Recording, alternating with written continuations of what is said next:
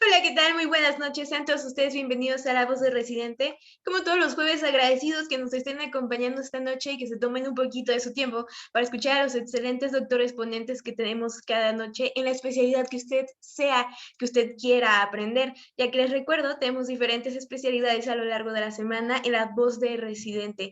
Los jueves de este lado tenemos oftalmología y por el otro lado ortopedia y trauma. Usted es quien decide qué es lo que quiere ver. Si es primera vez que está con nosotros, le comento rápido en qué consiste la dinámica. Tenemos un doctor invitado que está realizando una exposición, o como me gusta llamarla, una clase de alrededor de 25 minutos. Terminando esta exposición, porque estamos en vivo, como ustedes se darán cuenta por medio de Zoom o por Facebook en la página de Yo Soy Médico 17 y usted gusta hacer alguna pregunta para el doctor, puede hacerlo en la parte del chat en caso de que nos esté viendo por Zoom y en caso de que nos esté viendo por Facebook, puede hacerlo en la parte de comentarios. O si solamente gusta poner un like o un me encanta, pues también son súper bienvenidos. También me gustaría recordarles que nos van a encontrar en YouTube como Medical Legal Center y podrán revivir esta plática y muchas más las veces que ustedes quieran. Nos van a encontrar en Facebook y en Instagram como La Voz de Residente, pero ya le voy a ceder la voz a quien realmente venimos a escuchar esta noche. Él es médico cirujano por la Universidad Autónoma del Estado de México, residente del primer año en oftalmología en la Asociación para Evitar la Ceguera en México, el doctor Juan José Arce, francés. Buenas noches, doctor Juan José, ¿me escucha? Hola, sí, súper bien, muchas gracias. Buenas noches. Buenas noches, doctor. Muy agradecidos de que nos esté acompañando esta noche y nos brinde sus conocimientos y sus experiencias. Le dejo con el mejor público que soy residente de oftalmología. Si gusta, ya puede comenzar con su presentación. Ok, vale, muchas gracias. Voy a compartir pantalla. Mm, Ok, listo. ¿Ahí se ve? Ya la estamos viendo, doctor. Súper. Bueno, pues muy buenas noches a todos. Gracias por su presencia. Soy Juan José Arce, residente de primer año de oftalmología en APEC, y en esta ocasión vamos a platicar de un tema que son las oclusiones vasculares de retina, sus factores de riesgo y el abordaje sistémico. ¿Vale? Primero vamos a platicar sobre los objetivos de esta ponencia, que son conocer cuáles son las principales oclusiones vasculares retinianas, su clasificación, identificar qué factores de riesgo se asocian a estas, sobre todo a nivel sistémico, para poder identificarlos y para poder hacer un abordaje que nos permita descartar causas de estas oclusiones que pudiesen tener una implicación sistémica de gran importancia, que incluso pueden llegar a poner en riesgo la vida y la función. Y también pues conocer las manifestaciones clínicas para poder identificarlo oportunamente y poder derivarlo también de forma oportuna para hacer el abordaje necesario y poder descartar enfermedades subyacentes de gran importancia, ¿vale? Entonces vamos a hablar primero sobre las oclusiones arteriales. Estas se clasifican, bueno, podemos dividirlas en oclusiones de arteria central en la retina, oclusiones de ramas arteriales y las oclusiones de arteria ciliorretinal. Para practicidad de esta plática vamos a enfocarnos más en la oclusión de arteria central. Sin embargo, vamos a mencionar un poquito sobre las otras dos. Por ejemplo, la oclusión de rama arterial. Es importante mencionar que la clínica es muy similar a la oclusión de arteria central. La diferencia, pues, es que como su nombre lo dice, únicamente se obstruye una rama de la arteria central de la retina, por lo cual la clínica a veces es un poco más sutil. En cuanto a la obstrucción de arteria ciliorretinal, pues es una arteria que irriga una parte más específica de la retina, que tiene un cuadro, si bien parecido, un poco más específico, ¿vale? Entonces vamos a empezar a ver esto. En cuanto a las generalidades, pues bueno, lo más importante y de lo que me gustaría que más nos lleváramos a casa de esta plática es que la oclusión de arteria central es un análogo de un ictus agudo ocular, es decir, de un evento isquémico ocular. Y no solo eso, sino que también a nivel sistema nervioso central. Es una patología, si bien no tan común, pues tenemos una incidencia de uno entre 100.000 pacientes y hay que pensarla, hay que descartarla principalmente en hombres con una edad media de aparición de 60 años. Es importante mencionar también que del 1 al 2% de estos casos llega a ser bilateral, por lo cual hay que hacer una exploración completa de ambos ojos, no solamente del ojo sintomático. En cuanto a la explicación de por qué sucede este evento, es que la arteria central de la retina es un vaso que irriga tanto el disco óptico, la cabeza del nervio óptico y las capas más internas de la retina. Entonces, pues cuando se ocluye tenemos alteraciones a este nivel.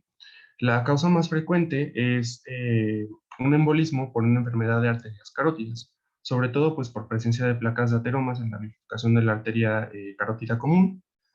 Esto llega a ocurrir hasta en el 75% de los casos, que se producen émbolos de colesterol que viajan a través de las arterias y llegan a ocluir vasos de menor calibre, como son pues, los que están presentes en la retina. Incluso podemos llegar a ver clínicamente estos émbolos de colesterol, como las placas de Hollenhorst. En un momento vamos a hablar un poquito más de ellas.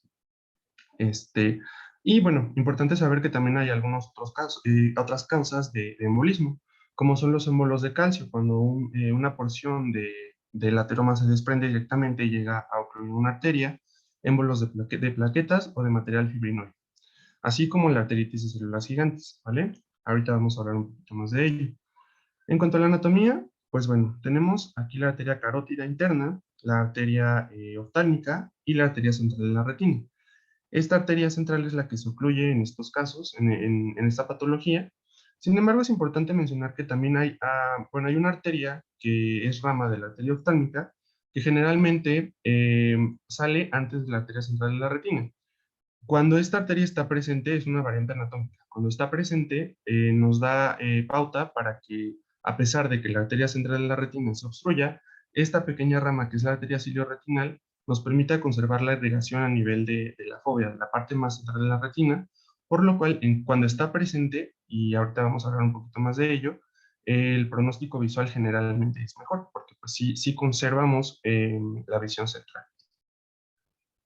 Bueno, en cuanto a la clínica, hay que hacer una historia clínica dirigida. Generalmente, esta patología se presenta como una pérdida visual súbita e indolora. Es algo de lo más característico de patologías vasculares de retina. Hay que investigar muy bien antecedentes heredofamiliares, por ejemplo, de eventos vasculares, de eventos coronarios, si tiene familiares hipertensos el paciente o diabéticos, o si personalmente el paciente ha tenido antecedentes personales de ictus o de infartos. También hay que investigar vasculitis, ya que esta es una de las causas más frecuentes también de oclusiones arteriales, bueno, de la arteria central. Entonces también hay que hacer un interrogatorio dirigido y completo. En cuanto a la exploración física, lo más característico de estos cuadros es la mancha rojo cereza. Esta se llega a presentar hasta en el 90% de los pacientes y aquí tenemos una imagen. Podemos observar que la retina, bueno, todo el polo posterior se ve isquémico, se ve pálido, translúcido. Vemos otro de los signos, que es la atenuación vascular, sobre todo de las arterias, y también la palidez del disco óptico. Sin embargo, en el centro, justo en la fóvea, vemos la mancha rojo cereza, ¿va? Es de lo que hablaba, que es lo más característico.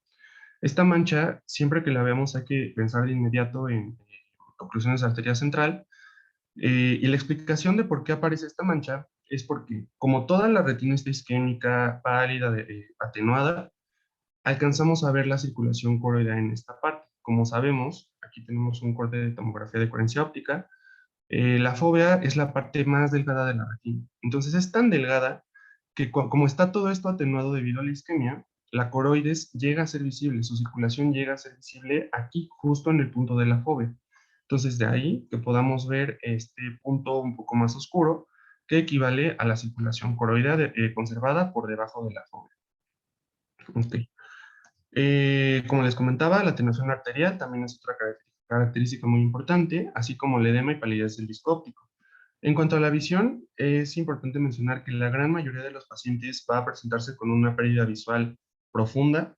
De hecho, el 74% se presenta con una visión de cuentadedos o incluso peor, a menos que como comentaba, exista una arteria ciliorretiniana. En este caso, dado que se conserva más la circulación a nivel de la fóvea, al final el paciente tiene un mejor pronóstico, ¿vale? Pero la gran mayoría, 3/4 de los pacientes, estén cuentadedos o peor. Eh, y bueno, es importante también decir que en la exploración física, al observar el fondo de ojo, esto también nos puede orientar a descartar algunas otras patologías, como bueno, en caso de que el paciente tenga retinopatía de células falciformes, si alcanzamos a ver drusos en el nervio óptico, lupus arteriales, nos va a orientar un poquito más a las patologías, que pueden ser tanto patologías por separado o patologías de base que predispongan a una oclusión. Y también es importante, ahorita lo vemos un poquito más a fondo, evaluar el riesgo vascular. De una forma muy gruesa podemos evaluar el pulso, su regularidad. Por ejemplo, en caso de que el paciente tenga arritmias, podemos detectarlas si bien no de forma muy confiable ni de una forma muy específica, vigilando el pulso. Podemos tomar también la presión arterial para descartar que el paciente es hipertenso y también tenemos que investigar la presencia de enfermedades autoinmunes o de tejido conectivo, que también son algunas causas de esta patología.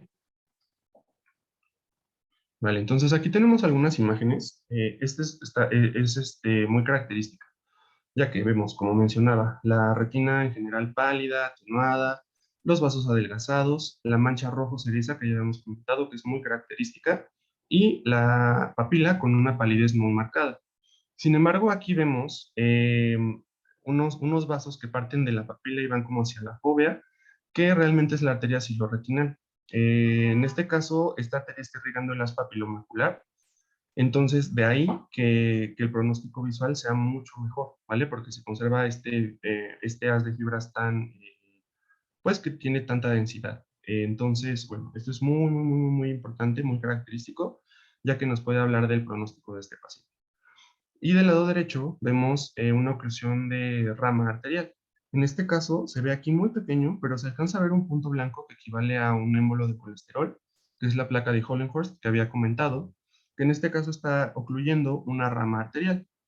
Y esto clínicamente es bastante notorio, ya que aquí podemos notar, de hecho está marcado, que la mitad inferior de la retina, excluyendo la fóvea, está completamente pálido, ¿vale? Tiene un color muy diferente al resto de la retina. Aquí en superior, e incluyendo la fóvea, vemos que la coloración todavía es naranja, es normal, los vasos están un poquito más conservados, y esto nos habla de un mejor pronóstico, ya que, bueno, en general, las oclusiones de rama tienen un mejor pronóstico que las de arteria central, y sobre todo en estos casos en los que la fobia pues está respetada. Y aquí vemos con un poco de más detalle una placa de Hollenhorst. Es difícil verla, pero sí es importante buscarla cuando pensamos en esta patología. Aquí tenemos una rama arterial y en una de sus partes más distales tenemos aquí un pequeño punto blanco que vemos aquí con zoom, que se trata de un émbolo de colesterol ocluyendo la arteria en una bifurcación. ¿Vale? Entonces hay que buscar este signo. En cuanto a los factores de riesgo, tenemos tanto sistémicos como oculares que pueden predisponer a esta enfermedad. En cuanto a los sistémicos, pues tenemos la hipertensión, diabetes y enfermedad coronaria. Entonces, es de lo más importante que hay que investigar tanto en el paciente como en su familia, en los antecedentes heredofamiliares. Si el paciente tiene antecedentes de ataques isquémicos transitorios o de eventos vasculares cerebrales, por supuesto que nos debe hacer pensar todavía más en esta patología, y también si el paciente consume tabaco o tiene alguna coagulopatía, hay que irnos como por este diagnóstico. Es importante mencionar que hay algunas particularidades. Por ejemplo, en pacientes jóvenes, como les digo, la edad de presentación media es de 60 años. Sin embargo, en pacientes jóvenes y sobre todo en mujeres jóvenes, podemos investigar el antecedente de abortos, de trombosis, de coagulopatías o oclusiones vasculares a otro nivel para descartar síndrome antifosfolípidos. También podemos investigar otras coagulopatías o estados de hipercoagulabilidad como la hiperhomocisteinemia o defectos en la función de la proteína C y la proteína S. En cuanto a los factores oculares, también debemos buscar cicatrices coloretinales, drusas de nervio óptico y loops preretinianos arteriales, que son otros factores que, como les comentaba, podemos ver en la fundoscopía, que nos van a orientar al diagnóstico. Hay que estudiar al paciente, como les comentaba, de forma sistémica, ya que esta manifestación ocular es pues precisamente una manifestación de un problema generalmente que está afectando a la vasculatura de todo el cuerpo. Hay que investigar factores de riesgo cardiovasculares, como les comentaba, pacientes hipertensos, también pacientes diabéticos, ver qué tan controlados o descontrolados están, y un perfil lipídico para ver hipercolesterolemia y hipertrigliceridemia. En cuanto a causas arteríticas, como les comentaba, buscar arteritis de la temporal, ya sabemos, primero la sospecha mediante la exploración física y los antecedentes, y se puede confirmar con una biopsia de arteria temporal. Esto, como comentaba, puede llegar a provocar oclusiones en 1 a 2%. Entonces, sí es bastante, sí, o sea, sí es importante descartar esta causa. También investigar otras causas embólicas. El dúplex carotídeo es bastante útil, ya que nos permite ver placas de ateroma en la arteria carótida. Y también el ecocardiograma. Este nos permite también investigar en pacientes, por ejemplo, jóvenes con mixomas auriculares o pacientes con arritmias, la formación de coágulos en cavidades cardíacas que pudiesen llegar a ocluir arterias retinianas. Y como les comentaba, pacientes jóvenes menores de 50 años, en los que aparentemente no haya factores de riesgo cardiovascular, hay que hacer un tamizaje de patologías de la coagulación, ¿vale? Trastornos de coagulación, proteína C y S, factor 5 de Leiden, y sobre todo en mujeres jóvenes, descartar síndrome de antifosfolípidos. También hacer tamizaje de vasculitis, sabemos, podemos pedir anticuerpos antinucleares, podemos pedir también enzima convertidora de angiotensina para descartar sarcoidosis, y también podemos pedir un frotis sanguíneo. En este caso nos ayuda a descartar algunas otras causas, como son enfermedades de células falciformes o enfermedades mieloproliferativas, ¿vale? Que también son causas ya más raras, pero que pueden llegar a presentarse. Entonces, lo más importante, como les comentaba, la oclusión de arteria central siempre debe considerarse una emergencia oftalmológica, pero también médica, ya que estrictamente se considera como un evento isquémico a nivel del sistema nervioso central. Esto es muy, muy importante. En cuanto detectemos esta patología, debemos referir a nuestro paciente a un centro de alta complejidad neurológica y cardiovascular para hacer un abordaje sistémico, ya que tanto la AJA como la American Stroke Association consideran esta oclusión como un evento isquémico del sistema nervioso central desde el 2003. Entonces hay que hacer todo un abordaje sistémico para tratar los factores subyacentes y evitar que posterior a estos eventos el paciente sufra algún otro evento cerebrovascular o cardiovascular. Es importante mencionar también que este evento aumenta hasta 10 veces el riesgo de padecer un infarto de miocardio, e incluso el 30% de los pacientes al momento de presentación de la oclusión puede estar teniendo simultáneamente un ataque isquémico transitorio o incluso un evento vascular cerebral. También, muy importante, que a los 5 años el aumento de la mortalidad es exponencial respecto a pacientes que no han tenido estos cuadros. Entonces, de ahí, o sea, todo esto que menciono es para hacer énfasis en que se debe derivar de forma oportuna a un centro, a una evaluación neurológica cardiovascular para evitar pues, eventos que pongan en riesgo la vida del paciente. Bueno, en cuanto al tratamiento, la idea de los tratamientos disponibles es restaurar la perfusión de la arteria central de la retina en un escenario agudo. En un escenario subagudo, pues prevenir una vascularización o algunas otras complicaciones, y pues ya a largo plazo tratar factores de riesgo para evitar nuevos eventos, tanto a nivel ocular como a nivel sistémico. Sin embargo, pues esta enfermedad realmente se dice que es una enfermedad sin tratamiento que tiene muchos tratamientos. ¿Por qué? Porque hay muchos tratamientos descritos, así como el masaje ocular, la administración de isosorbide, acetadiazol con mannitol, incluso la fibrinolisis. Últimamente se ha utilizado como off-label la cámara hiperbárica. Sin embargo, estos tratamientos tienen una eficacia muy variable, del 6 al 49%, y solamente cuando se aplican dentro de los 90 minutos en que empieza la sintomatología del paciente. O sea, tal cual un evento pues, trombótico, ¿no? Un evento vascular. Sin embargo, es raro que los pacientes se presenten dentro de esta ventana, y aunque lo hagan, los tratamientos no siempre tienen esta eficacia.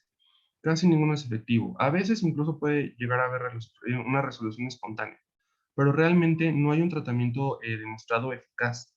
Entonces, lo más importante en estos casos es hacer la evaluación sistémica para prevenir eventos a otro nivel, a nivel cerebral, a nivel cardíaco. ¿Ok? Entonces, bueno, en cuanto a oclusiones arteriales, eso sería lo más importante. En cuanto a oclusiones venosas, también tenemos cierta división, cierta clasificación. Vamos a verlo ahorita un poquito más a detalle. Importante mencionar que las oclusiones venosas de retina son la segunda causa de pérdida visual por patología vascular. La prevalencia de esta patología es de 0.52%, sobre todo en pacientes mayores de 30 años. Y en cuanto a su clasificación, tenemos la oclusión de vena central de la retina, la oclusión de rama venosa de retina y la oclusión EMI de vena central de la retina. Esta oclusión EMI se refiere a que se obstruye la arteria central de la retina justo después de su bifurcación. Entonces, se produce un defecto muy sectorial, muy localizado, y como su nombre lo dice, la oclusión de vena central se obstruye toda la vena y de rama venosa únicamente una rama distal de la misma. Y estas también se pueden subdividir a su vez en oclusiones isquémicas y no isquémicas. Evidentemente, la isquémica tiene un peor pronóstico, tiene más complicaciones, hay que detectarla más a tiempo, ¿vale? Y en cuanto a oclusiones de rama, también podemos dividirlas a su vez en algunas otras clasificaciones, como son de rama mayor, que son las ramas de primer orden, de rama macular, que involucran el área pues, de la mácula, y de rama periférica, que generalmente es asintomática ya que obstruye, afecta la visión más periférica y muchas veces el paciente ni siquiera se da cuenta. Vale, entonces, su fisiopatología es bastante similar tanto la de vena central como la de rama venosa. Tenemos que la arteria y la vena en la retina tienen una proximidad bastante notoria, van pues pegadas una a la otra e incluso comparten la capa adventicia. Entonces, los cambios vasculares o hemodinámicos en un vaso generalmente suelen afectar también al otro. También cuando hay estrechamiento de los vasos, también estados de hipercoagulabilidad que pudiesen llegar a provocar trombos a nivel venoso son otros factores que pueden explicar estos eventos. Aquí tenemos un cruce arteriovenoso, es el signo de Gon. Aquí vemos una arteria que va pasando sobre una vena. Aquí, justo aquí, esta arteria provoca el signo de Gon precisamente, y posterior a este cruce arteriovenoso vemos la vena dilatada, vemos estas hemorragias en flama superficiales. Entonces, esa es parte de la fisiopatología, ¿vale? La dinámica que hay entre la arteria y la vena es muy importante para explicarlo. Aquí también tenemos algunas fotografías clínicas en las cuales vemos la arteria que pasa sobre la vena en el cruce arteriovenoso, la ocluye, digamos, la obstruye, y posterior a este cruce tenemos alteraciones tanto a nivel vascular como a nivel retiniano, ¿vale? Entonces es importante también saber esto porque en pacientes con retinopatía hipertensiva es muy frecuente ver estos cuadros, ¿vale? La hipertensión es un factor de riesgo muy importante. Vale, entonces, los factores de riesgo que les comentaba. Pacientes con glaucoma por aumento de la presión intraocular, que provoca pérdida de fibras nerviosas a nivel de la lámina, bueno, del disco óptico. Y esto provoca una mayor compresión que provoca la arteria sobre la vena por pérdida del sostén de estas fibras, es un factor muy importante. Hipertensión y diabetes, tabaquismo también son factores que hay que buscar.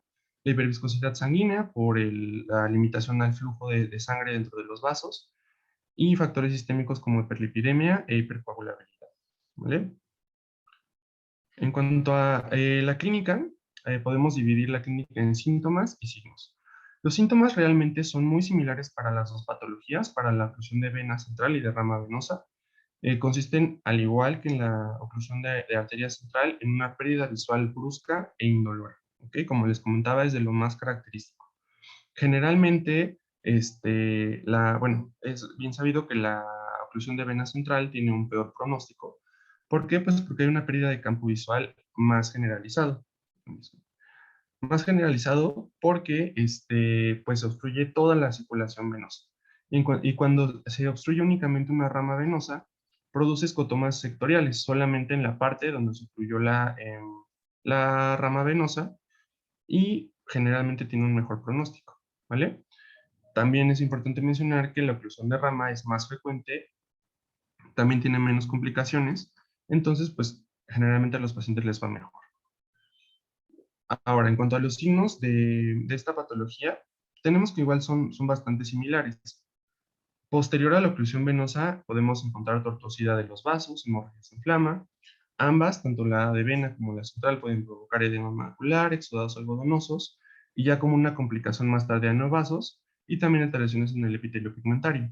Algo que sí nos pudiese llegar a ayudar a distinguir entre estas dos, obviamente, pues antes de ver el fondo de ojo, es la presencia de efecto pupilar aferente que está presente en la oclusión de vena central, pues por el daño a nivel de la circulación generalizada de la retina y sobre todo en formas isquémicas de esta, ¿vale? Ahora vamos a ver unas imágenes para explicarlo un poquito mejor.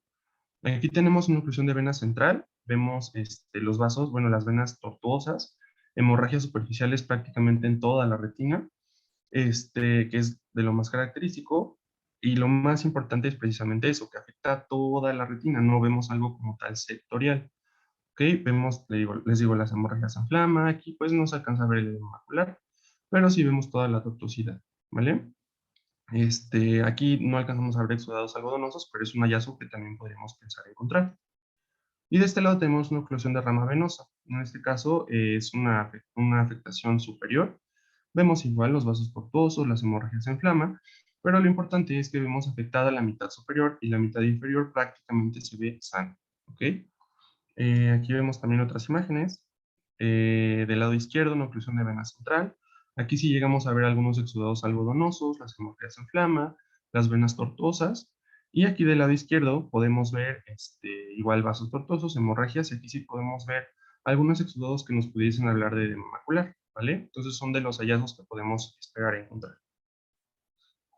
En cuanto a los estudios que podemos solicitar, las pruebas complementarias, de las más útiles son la fluorangografía o angiografía con fluoresceína, que bueno, vamos a encontrar con áreas no perfundidas, sobre todo en variantes isquémicas, retraso en el llenado de la fase venosa, edema macular también es valorable, y ya en fases tardías como complicación la presencia de neovasos.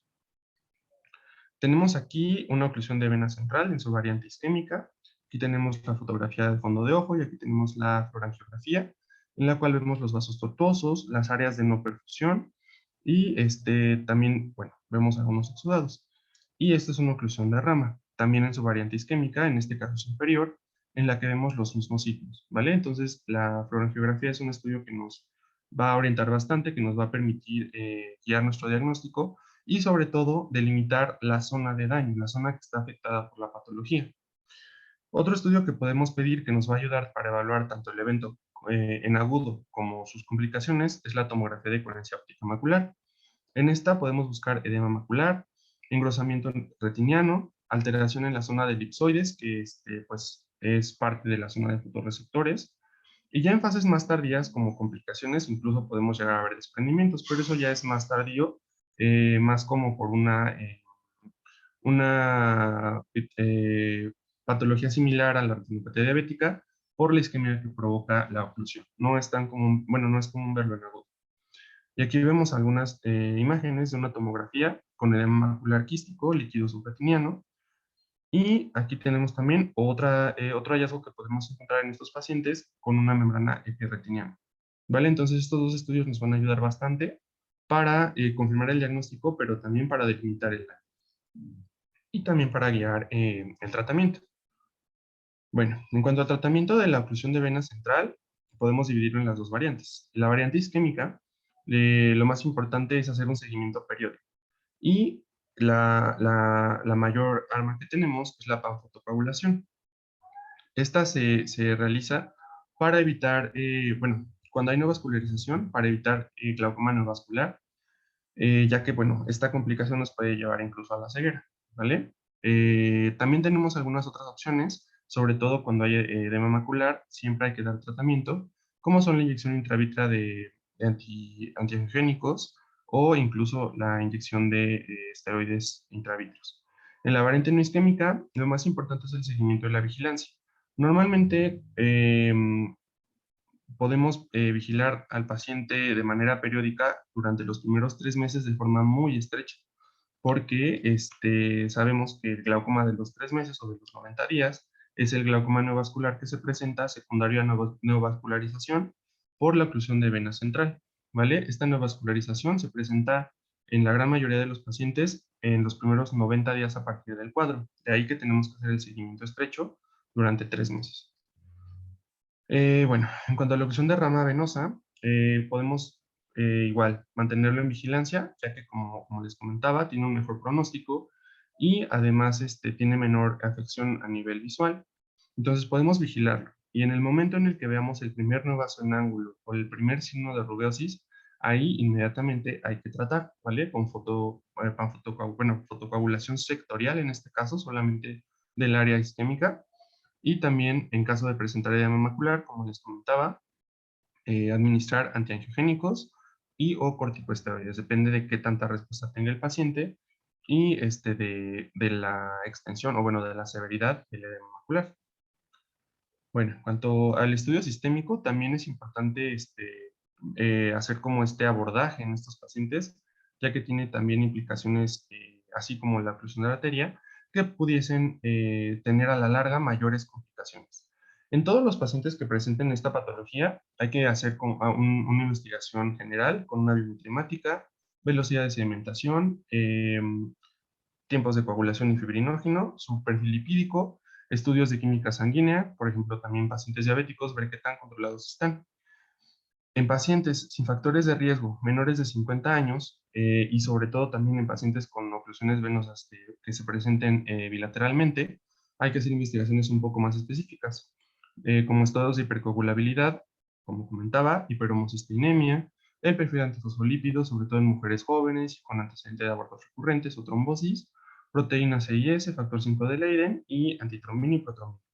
Ya en casos más específicos, con algunas otras manifestaciones sistémicas que nos pudiesen orientar a alguna patología más concreta, por ejemplo, en sarcoidosis, pedir enzima convertidora de angiotensina y TN de tórax para descartarla. En sospecha de enfermedades autoinmunes, pues pedir autoanticuerpos como ANAS, ANCAS y anti-DNA. Y, por ejemplo, en pacientes en que se sospeche de enfermedad de BC, que es una causa ya un poco más rara, pero que también puede presentarse como con una oclusión vascular de retina, investigar HLA-B51. Es importante mencionar que BC pues, es una vasculitis. Todas las vasculitis tienen manifestaciones sistémicas. Entonces, esto es otro punto que nos va a ayudar a saber que tenemos que derivar a nuestros pacientes para hacerle un abordaje sistémico y dar el tratamiento para la patología de base. ¿Okay? Es muy importante esto. Es de lo más importante de esta plática, que estas oclusiones vasculares de retina son generalmente solo una manifestación de una patología sistémica que requiere un abordaje y un tratamiento más extenso. ¿Vale? Entonces, bueno, como conclusiones, lo que quisiera que nos lleváramos todos de esta plática, lo que les comentaba, ¿no? Que las oclusiones vasculares requieren un abordaje sistémico y multidisciplinario, sobre todo las oclusiones arteriales, que se consideran un evento isquémico del sistema nervioso central y que ponen a nuestro paciente en riesgo de padecer uno de estos hasta 10 veces más riesgo, ¿ok? Y son una urgencia tanto oftalmológica como médica, por lo cual no nos podemos quedar únicamente con el diagnóstico oftalmológico. Inmediatamente tenemos que referir a un nivel de mayor complejidad, cardiovascular y neurológico. Otra cosa es que ante cualquier pérdida visual súbita, hay que referir de manera urgente al oftalmólogo para médicos generales o de otras especialidades. Súper importante. No solamente sospechando en una patología vascular, sino en cualquier otra patología que provoque pérdida visual súbita, hay que hacer una referencia urgente. Y también algo muy importante, lo que les he recalcado, que en pacientes jóvenes con oclusiones vasculares tenemos que estudiar más a fondo, tenemos que estudiar tanto los antecedentes como hacer un abordaje con laboratorios, con estudios paraclínicos, para descartar causas, si bien menos frecuentes, que pudiesen tener una implicación más grave, que pudiesen tener un pronóstico sistémico más grave. ¿Vale? Entonces, pues eso sería todo. Creo que apenas estamos bien en tiempo. No sé si hay alguna duda, pregunta. Muchas gracias, doctor Juanjo. Excelente plática, la hizo muy fluida, muy bien controlada. Muchas gracias por su tiempo y más que nada, felicitaciones. Si hay una pregunta, se la leo rápidamente de Gabriel Jiménez. Dice, buenas noches, ¿en qué consiste el masaje ocular? Ok. Hola, buenas noches, Gabriel. Bueno, el masaje ocular lo que se ha descrito es que se tiene que hacer una compresión sobre el globo ocular, obviamente con los párpados cerrados. Lo que se ha descrito es que hay que hacer como una compresión y descompresión rápida, como para intentar que con ese aumento y descenso rápido de la presión intraocular, el émbolo pueda ir viajando, digamos, a una parte más distal de la rama arterial eh, y que el área de isquemia sea menor, o sea, sea un área más delimitada. Sin embargo, es algo que, como les comentaba, no está, o sea, no tiene una gran eficacia, entonces generalmente se evita, sobre todo cuando ya tiene el paciente más de 90 minutos de evolución. Digo, es algo que se puede intentar, no está de más, pero no muchas veces tiene una gran eficacia este tratamiento. Muy bien, muchas gracias, doctor. Antes, no hay más preguntas, hay más que nada felicitaciones, así que enseguida se las leo.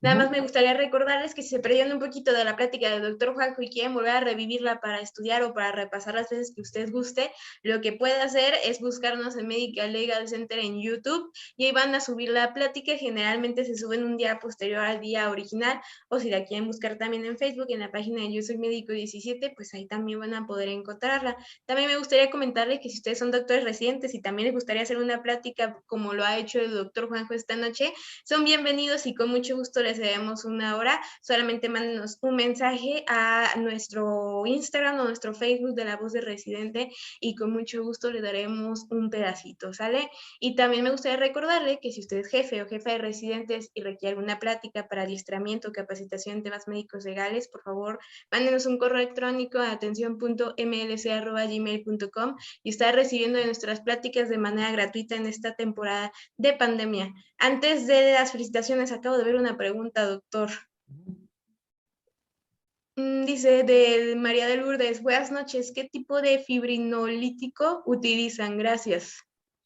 Hola, buenas noches. El fibrinolítico que está descrito para estos casos es el RTPA. Sin embargo, no es algo que utilicemos así generalmente. O sea, no se usa en estos casos. Es algo descrito como un probable o posible tratamiento. Sin embargo, por el riesgo-beneficio, generalmente no se utiliza, ¿va? Pero en estos casos utilizaríamos RTPA.